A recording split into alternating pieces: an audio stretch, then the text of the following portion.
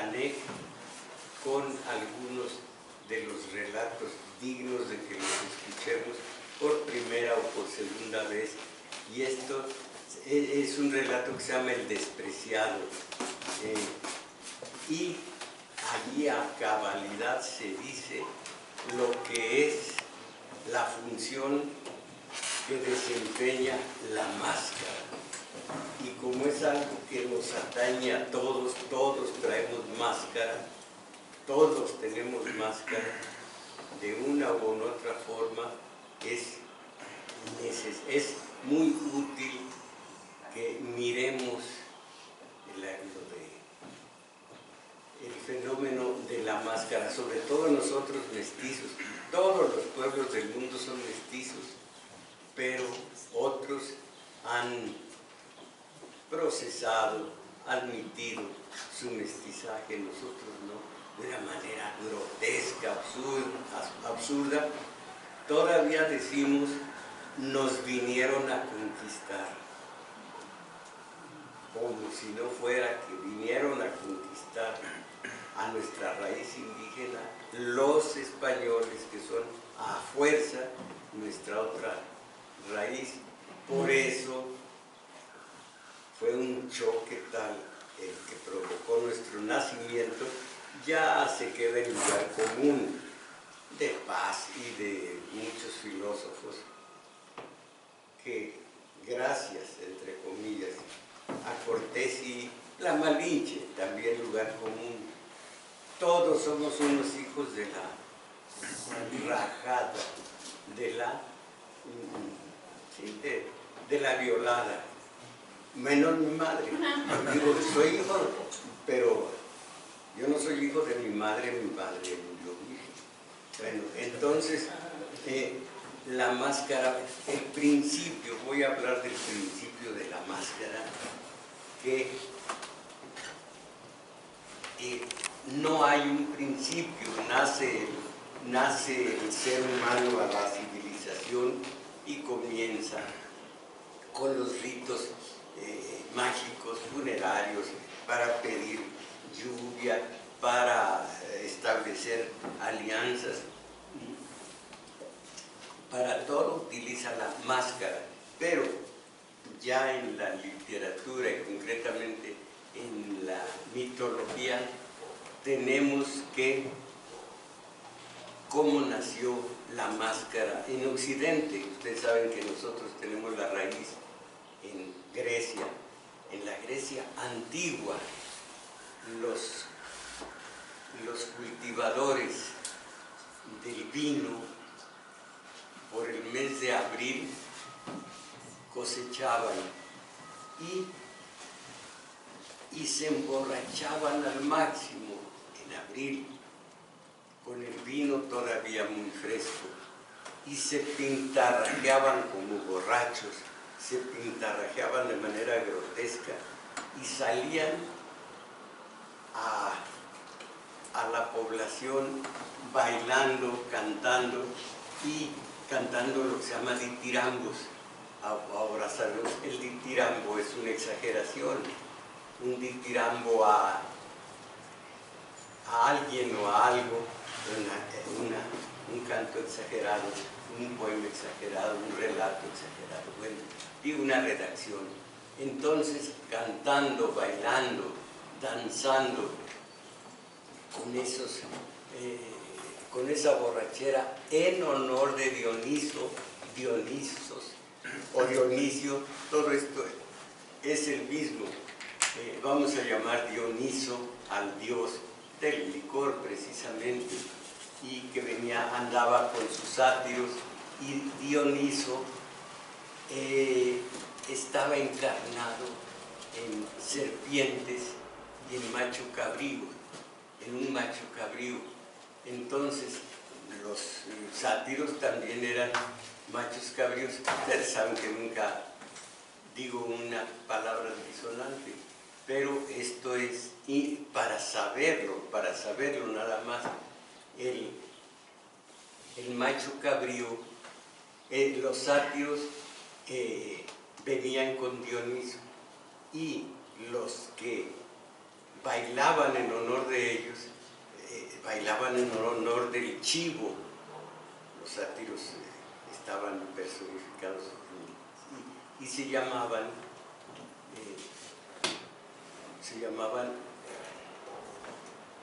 hombres cabrones, por la cuestión del cabro, chivo, nada más, por esa situación. A lo mejor ni siquiera eran casados.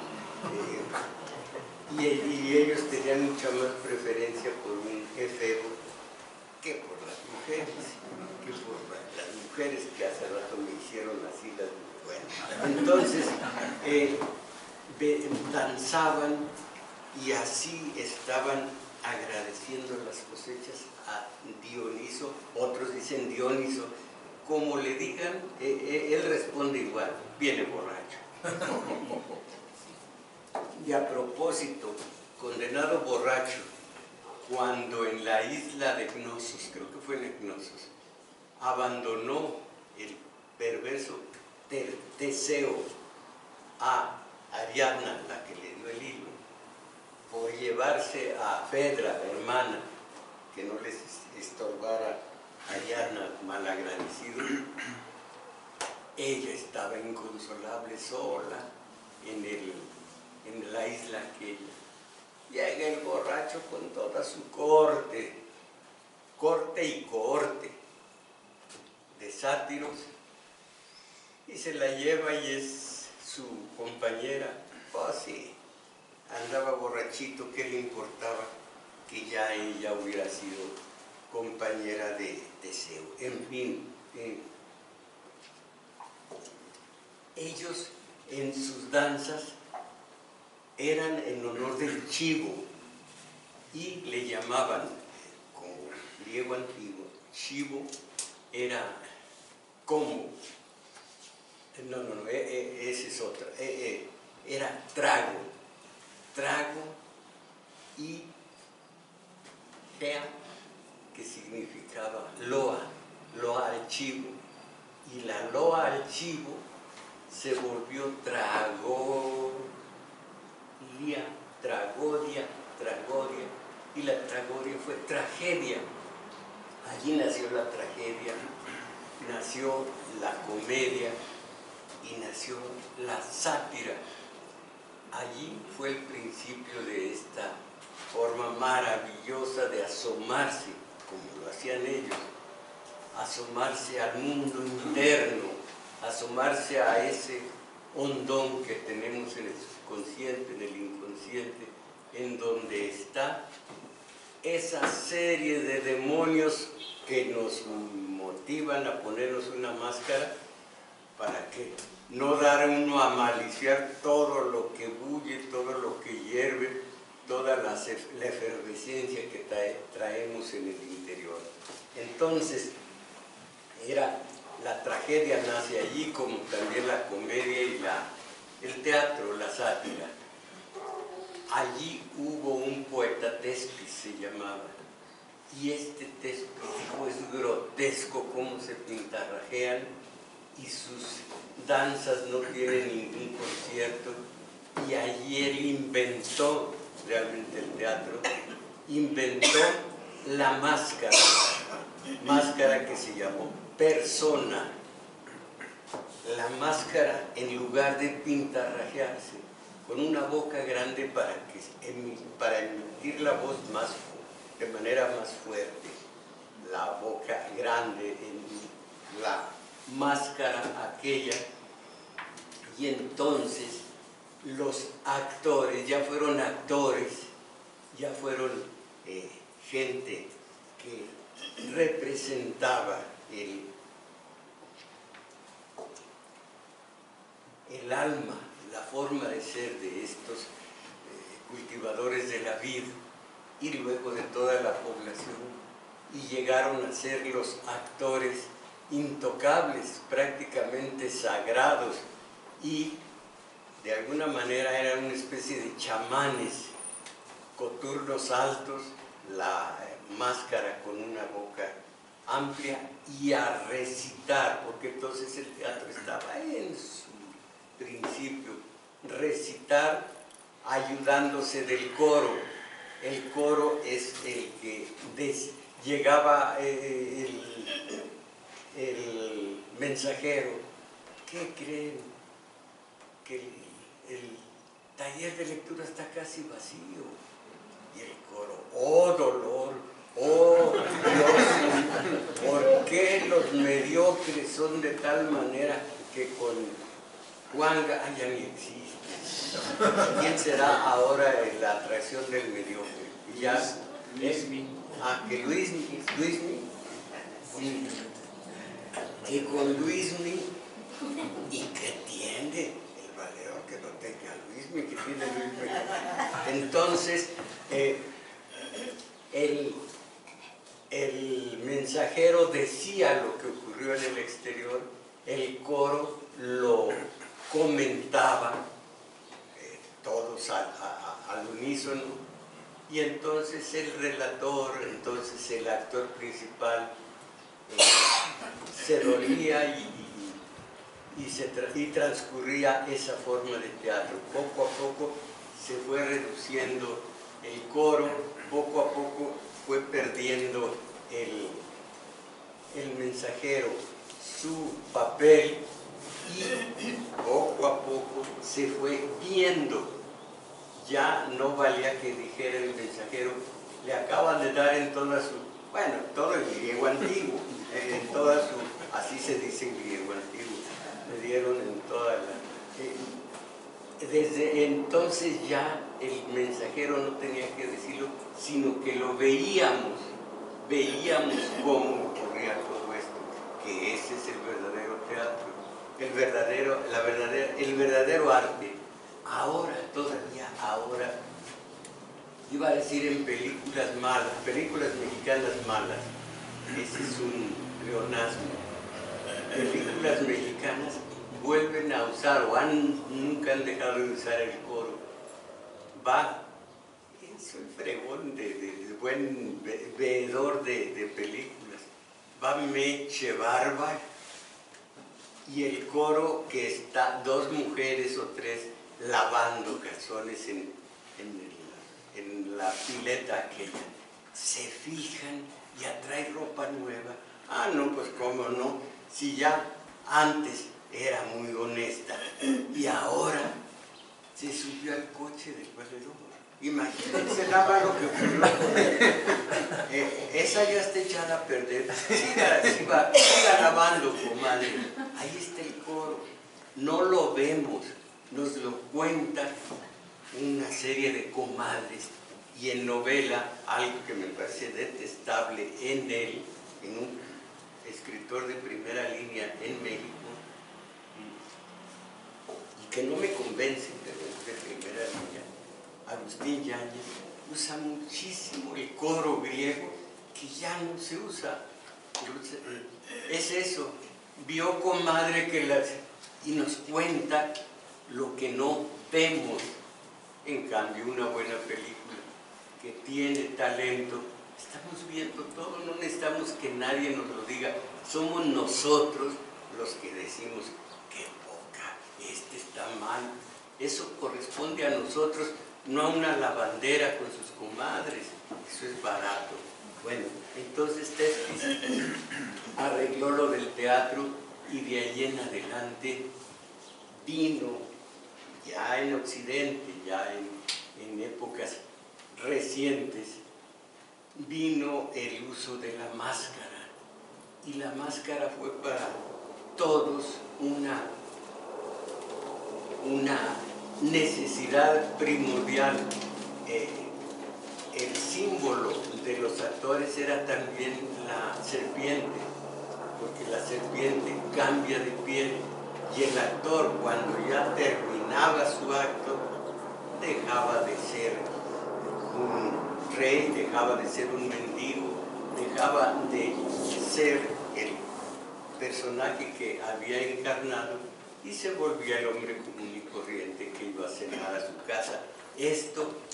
Por eso, la serpiente era el símbolo del actor cambiando de piel, pero hubo en el mundo muchos pueblos, pero sobre todo hablo del mexicano, que no cambiaron, que cuando terminó la función siguieron utilizando la máscara, no se quitaron la máscara. Es algo que tenemos los mexicanos, como les digo, somos mestizos como todos los pueblos, pero qué terrible que nosotros no asumamos nuestra condición de mestizos. No somos indígenas, por supuesto no somos españoles, pero de un español y una indígena, una juntura terrible, un ayuntamiento de violación, de ahí nacimos. Entonces, nuestra raíz española venció a nuestra raíz indígena, las dos raíces. Entre paréntesis eran menos de 600. Cientos de miles de esta parte y cientos de miles de aquella parte, ellos son los que hicieron toda la conquista. Zempoala, Tlaxcala, parte de Texcoco, Tasco, Chalco, muchísimas etnias que estaban hartas del imperio mexica. Cuando vio eso Cortés, y que era un estadista, aparte de ser guerrero, un estadista, supo que iba a usufructuar el odio que todos tenían contra el centro, contra un imperio que los mataba, les sacaba el corazón y demás, que hacían la guerra florida, les cobraban impuestos, trataban de hacer un muro Iztapalapa para él. Entonces ellos se vinieron, pero en cientos de miles, y son los que se enfrentaron a los mexicas, que también eran una multitud, menos de 600 españoles, 600 entre cocineros, escribanos, guerreros y mulas. No era una gran cantidad. Al pensamiento mágico también se atuvo Cortés, y vino la conquista de unos que primero fueron invasores. Siempre se le dice los conquistadores, un momento, conquistadores en segundo lugar, primero invasores, y que nada tenía que ver en eso el rey de España ni nada. En el descubrimiento sí, pero no en la conquista de México. Fueron invasores y vencieron a unos sobrones, a un imperio que tenía sojuzgado a las tribus de alrededor. Entonces, nosotros que deberíamos asumir eso y saber que tenemos una identidad de mestizos, ¿dónde está el problema? De aquí para acá sangre española, de aquí para acá sangre mexica, o en mi caso cascana, y no hay problema. Pero México, los mexicanos no tienen no se asumen mestizos, y entonces están diciendo nos vinieron a conquistar. Es tan horroroso eso como decir vamos a ganar en Rusia, vamos a ver nosotros qué. A nosotros nadie nos conquistó, a nosotros nadie nada, pero esa es la situación. Y viene la máscara, y esa máscara se advierte en que desde la mañanita tenemos máscara de papás, de compañeros, de hijos, de hermanos, de jefes, de subalternos, una máscara para que no nos vean, porque no nos juzguen, o más bien no ponernos en evidencia, porque curiosamente el lenguaje, y esto lo hemos estudiado aquí, dio ocasión al cerebro, y con el cerebro al espíritu. El lenguaje hizo nacer el espíritu. El espíritu, nuestro espíritu tiene pensamientos, ideas, emociones, reacciones de odio, de amor, de miedo, de terror, de envidia. ¿Cuántas reacciones no tenemos producidas por nuestro espíritu, generadas, creadas en el espíritu? Pero también con el espíritu se nos trajo y vinimos acarreando una serie de pulsiones, de instintos de cuando éramos todavía cerebro, como dice Amara, pero lo dice estudiando a otros, cerebro reptiliano. Y el primer cerebro que tuvimos, y traemos todos estas pulsiones, traemos todos estos instintos y los guardamos, y nos guardamos mucho de mostrarlos, y allí se nos queda la máscara, pues, ritual, el rito de iniciación, de pedir lluvia, de tantas, todo lo que sea el pensamiento mágico. Los chamanes tienen, los santones tienen su máscara, y tienen además un lenguaje especial y una vestimenta especial. Veo yo en la computadora a unos que están tocando sones de Veracruz, ya no me gustan nada, pero ha salido eso, los veo. Ya no están vestidos estilo Veracruz, sino con cachuchita que dice Dodgers, o con una playera de rayas. No, eso demerita mucho. Falta lo que dice el zorro en El Principito. El rito es muy importante, le dice el zorro al Principito. Es el rito, es lo que es la apariencia. Entonces, el lenguaje hace nacer el espíritu. Ya se acuerdan por qué hace. Si alguien no se acuerda, levanta la mano. Creo que todos sabemos ya por qué. Entonces, pero allí está la máscara en otro sentido. Miren cuántos eufemismos no utilizamos para enmascarar el lenguaje. Tenemos miedo a las palabras. El viejo no es viejo, es tercera edad. El ciego no es ciego, es invidente.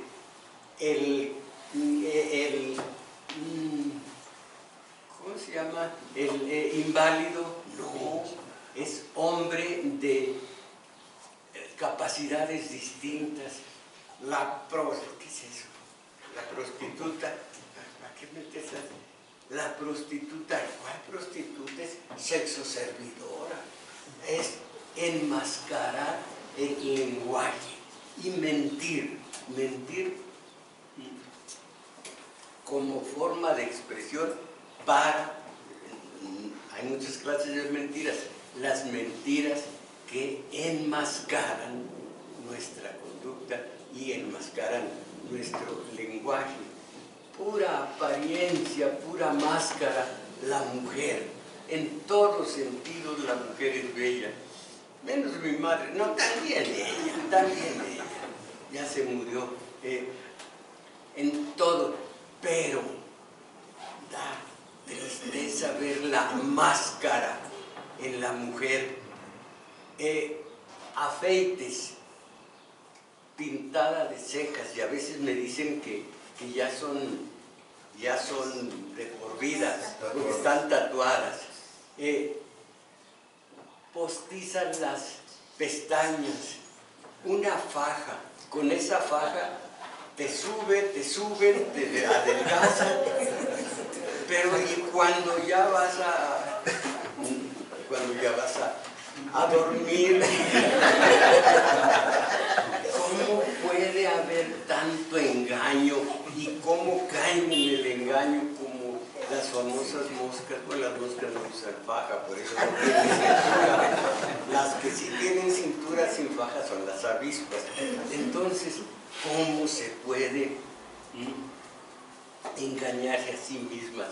Una de estas mujeres que usan faja, que vieron en la tele la oferta, venía hacia Seúl en el metro con una agarrada del pasamanos, grotesco, delgadita de cintura, con corazón alegre, ¿no? Y aquí salía un chorro de piel, digamos, y acá otro chorro, pero se veía grotesco porque eso, que salga, simplemente salga un rollito y acá otro, no tiene mayor, pero de tal manera se veía grotesco el conjunto que pensaba yo, que no tendremos amor a nosotros mismos, que así nos ponemos en ridículo.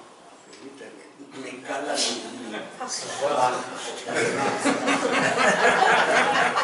que tenemos que tener enmascarado el lenguaje, mire nada más cómo hablamos.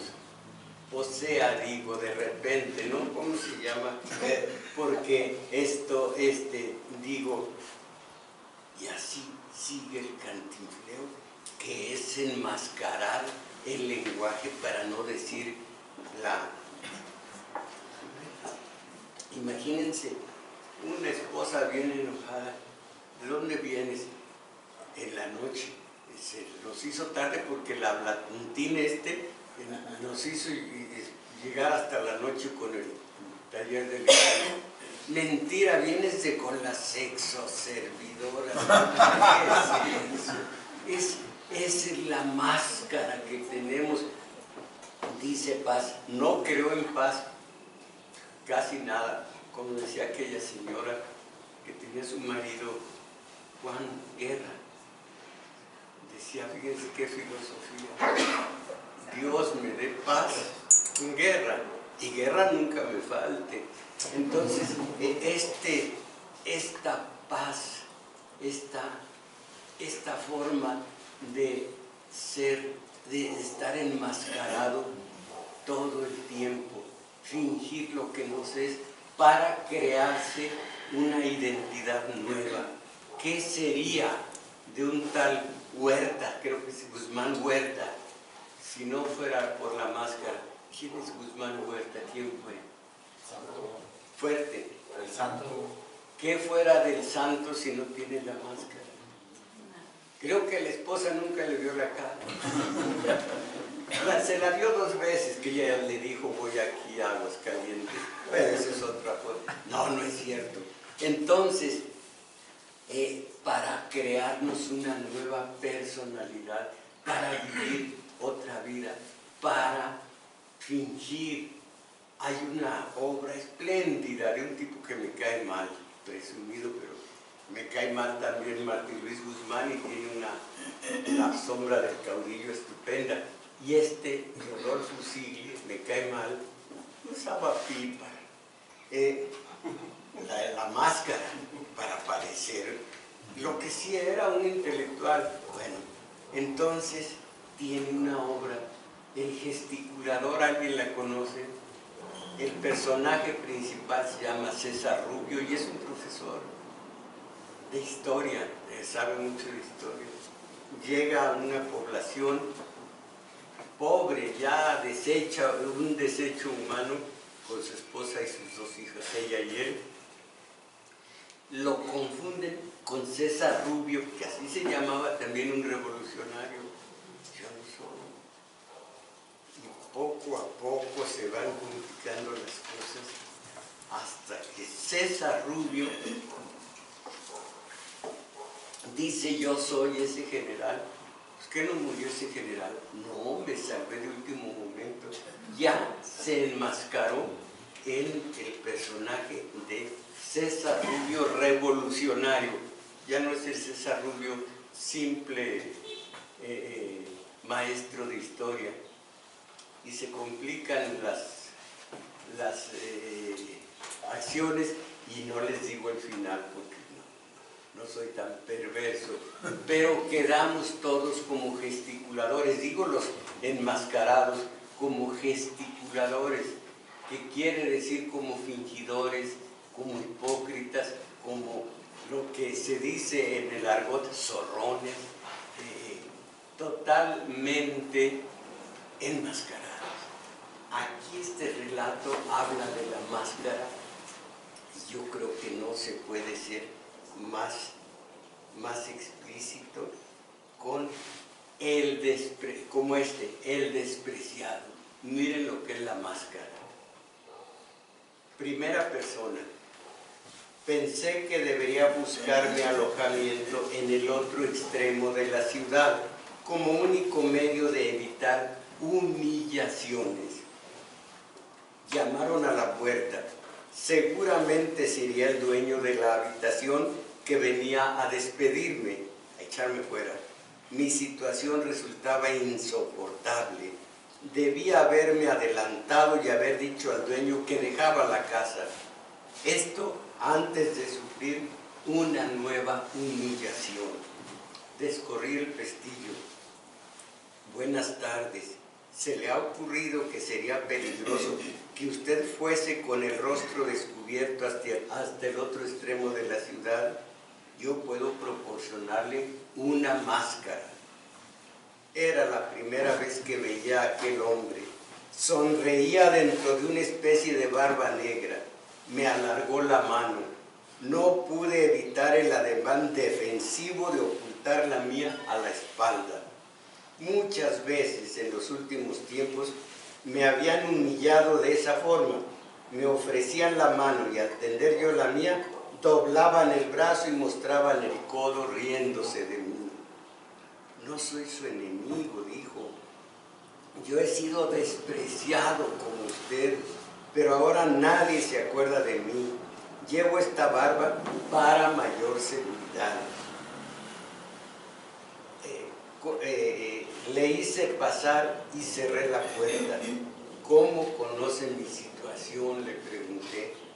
Es mi oficio, dice el otro. Proporciono máscaras a los que han de huir. No huyo, dije molesto. Me traslado simplemente. ¿Ven ustedes el enmascaramiento del lenguaje? No huyo, dije molesto. Me traslado simplemente. Ese es el pretexto que ponemos todos. Siéntese, por favor, le dije. No en el sillón, porque es en donde yo prefiero sentarme. Estoy más cómodo. Siéntese en una silla. Sonrió como si estuviera al cabo de todo. ¿Usted quiere hacer negocio conmigo?, exclamé, irritado por su sonrisa. Además, esta es mi casa, tengo derecho a elegir dónde sentarme. Tiene usted razón, dijo él. Pues haga el favor de sonreír de otra forma o lo echaré. ¿Quiere vengarse en mí de las humillaciones de los demás? Siento decirle que no puede usted molestarme. ¿Cuánto tiempo cree usted que se necesita para ser inmune a las ofensas? Ya llegará usted a ello. Luego la ofensa llega a ser tan necesaria como la droga al toxicómano. Miren ya lo que es la etapa del masoquismo. La ofensa llegará a ser tan necesaria como la droga al toxicómano. ¿Deseará usted que lo humillen? Yo he llegado ya. Por eso la humillación que quiere usted inferirme no me puede molestar, al contrario. De todas formas es conveniente disimular. Aparentar dignidad es conveniente, especialmente con ustedes. Así reaccionan con mayor brutalidad. El placer es inmenso. No sé por qué le cuento todo esto, dice el visitante. No sé por qué le cuento todo esto. Quizá me ha sido usted particularmente antipático. Basta, cállese, grité. Me sentía desarmado ante él. Lo mejor es terminar cuanto antes. ¿Qué máscara me propone? Venga usted conmigo. Vivo en la habitación vecina. Allí podré elegir. Abrí la puerta con recelo. Pero mis temores eran infundados. El pasillo estaba desierto. El que dijese vivir en la habitación contigua me había alarmado. Creí que su mentira tenía por objeto atraerme al centro de una multitud de humillaciones. No tenga usted miedo, me dijo el hombre dándome un empujón. Sacó una llave y abrió la puerta de la izquierda. Correspondía a una habitación más pequeña que la mía. Tenía trazas de estar deshabitada mucho tiempo. En un rincón había un palo apoyado contra la pared, del cual pendían 5 o 6 máscaras, de cartón todas. Advertí inmediatamente que eran máscaras de cartón, de esas que compran los niños por unas cuantas monedas. Pensé que no debía irle muy bien el negocio, cosa que me molestó, porque indicaba que el número de desgraciados era pequeño.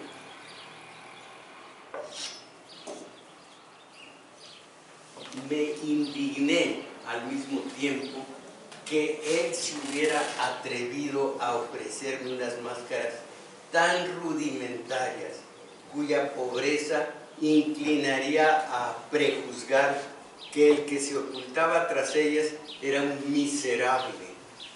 Jamás me colocaría una de esas máscaras. Debía llegar al nuevo barrio con una máscara digna para que se me respetase desde el principio. Era fundamental causar buena impresión. De un hombre cuya ocupación era facilitar máscaras a gente como yo, había esperado otra cosa, una máscara terrible que infundiese respeto e incluso temor.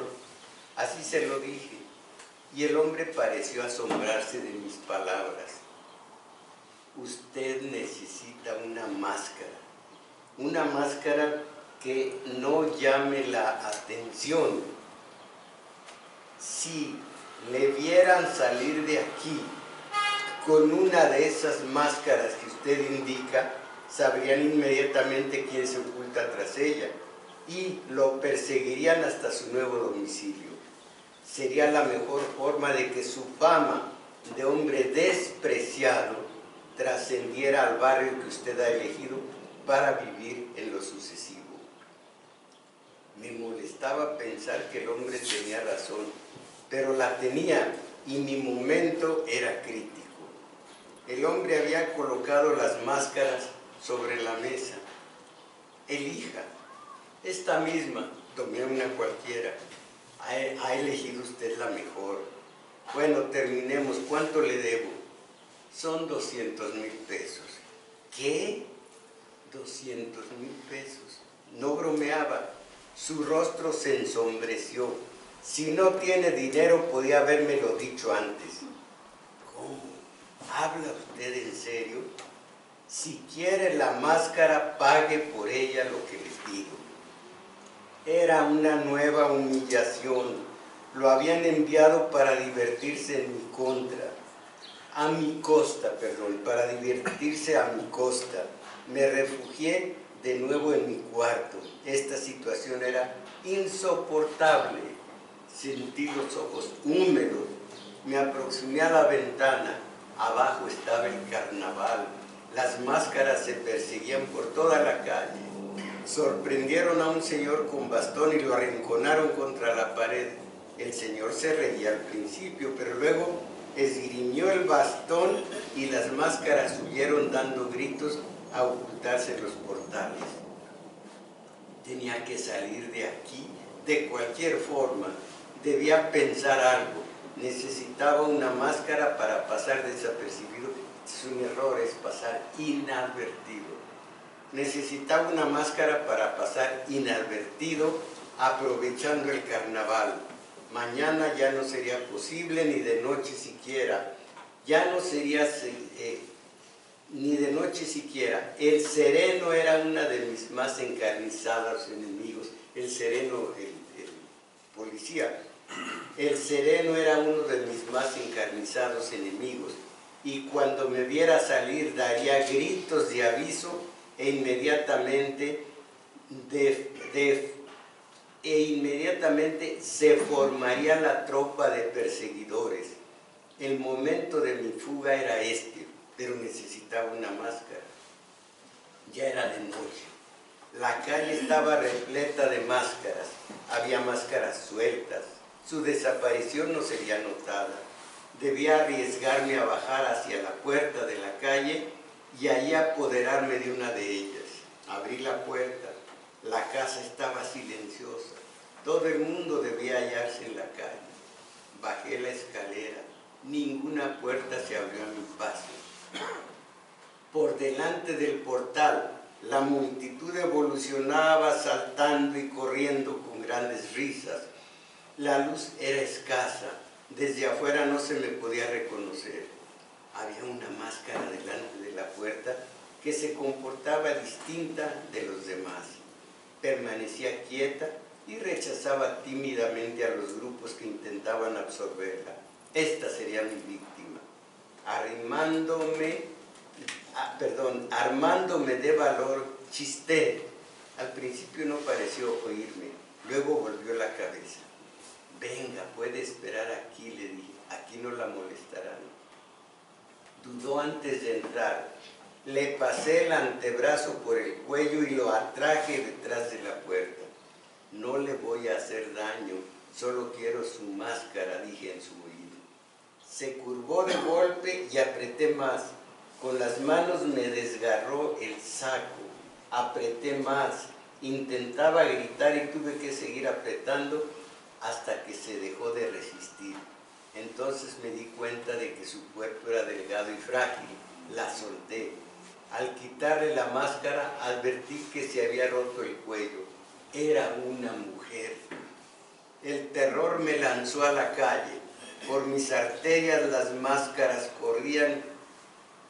Por mis arterias las máscaras corrían a golpearme el corazón. Me atravesaban los ojos, entraban en tropel. Las manos me sujetaron definitivamente. Me debatí. Las manos cubrieron mi cuerpo, estaba en el suelo gritando.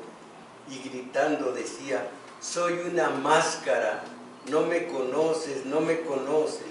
Mi voz era ronca y me bajaba por los costados del cuello, por debajo de las manos. Cuando me soltaron no podía moverme. Las máscaras se inclinaban en círculo sobre mí. ¿Querías marcharte?, preguntó una voz conocida. Debías haberte puesto una máscara. ¿No me la he puesto? Rompieron a reír. Con trabajo me llevé una mano al rostro. Carne, nada de cartón. Tan estúpido como de costumbre, dijo la voz conocida. Me ayudaron a incorporarme. Vete a casa, estúpido. Será mejor que lo llevemos. Al entrar, pisaron a la mujer. Está muerta, dijo alguien. Me apoderé de una máscara y corrí. Las máscaras del portal reían. La risa se contagió a todas las máscaras de la ciudad. Y dijeron, buscar a la máscara que no puede reír. La policía ha prolongado el carnaval. Desde hace 3 días, todos los habitantes de la ciudad están enmascarados y ríen.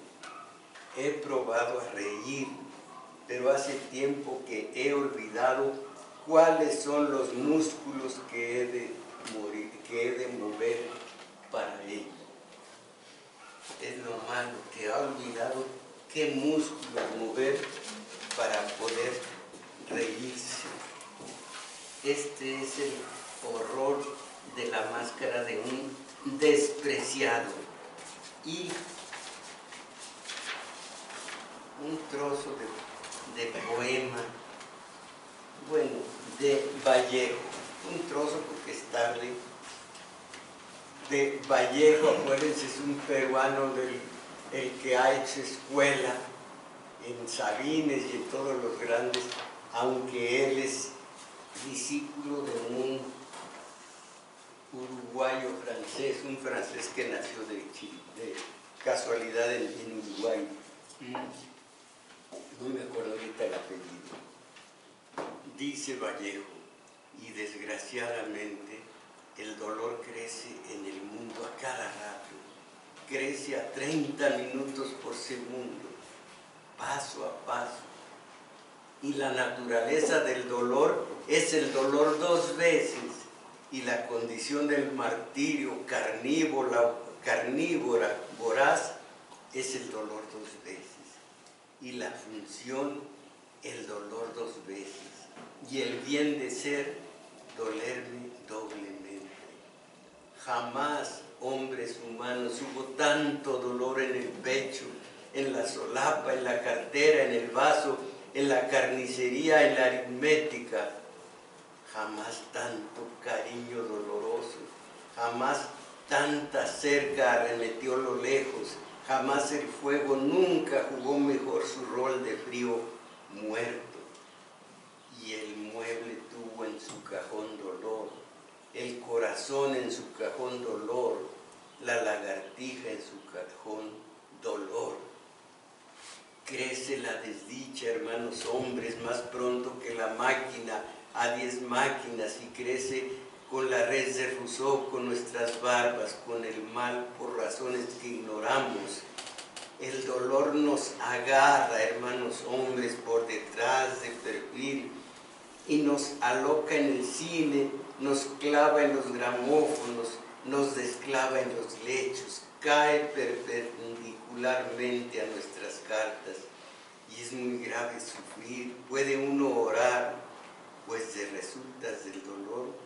Fíjense en esto, pues de resultas del dolor, hay algunos que nacen, otros crecen, otros mueren, y otros que nacen y no mueren, otros que sin haber nacido mueren, y otros que no nacen ni mueren, son los más. Ya qué manera de hablar del mediocre. Y otros que no nacen ni mueren, son los más. Y también de resultas del sufrimiento, estoy triste hasta la cabeza, y más triste hasta el tobillo, de ver al pan crucificado, al nabo ensangrentado, llorando a la cebolla, al cereal en general. ¿Cómo, hermanos humanos, cómo no deciros que ya no puedo, y que ya no puedo con tanto cajón, tanto minuto, tanta lagartija y tanta inversión, tanto lejos y tanta sed de sed? Señor Ministro de Salud, ¿qué hacer? Ah, desgraciadamente, hombres humanos, hay, hermanos, muchísimo que hacer. Claro que algunos dirán, eso no se entiende, no está hecho para entender, está hecho para sentir. Y quien no siente esta forma múltiple de decir, hermanos, humanos, hermanos, el dolor es algo que nos brota de todas partes, pues no entenderá esta forma de hacer poema que, repito, lo es, y una de las tantas pruebas de que lo es que en el sensible se siente todo el dolor de los hermanos humanos, y en el insensible no se entiende nada de lo que quiso decir. Entonces, yo digo a ustedes, cuiden mucho su máscara. Tenemos que tener siempre la apariencia de esto, de aquello, siempre una apariencia, y nos va bien con ello. Entonces, vamos a cuidar la máscara y al propio tiempo vamos a comer. Y gracias.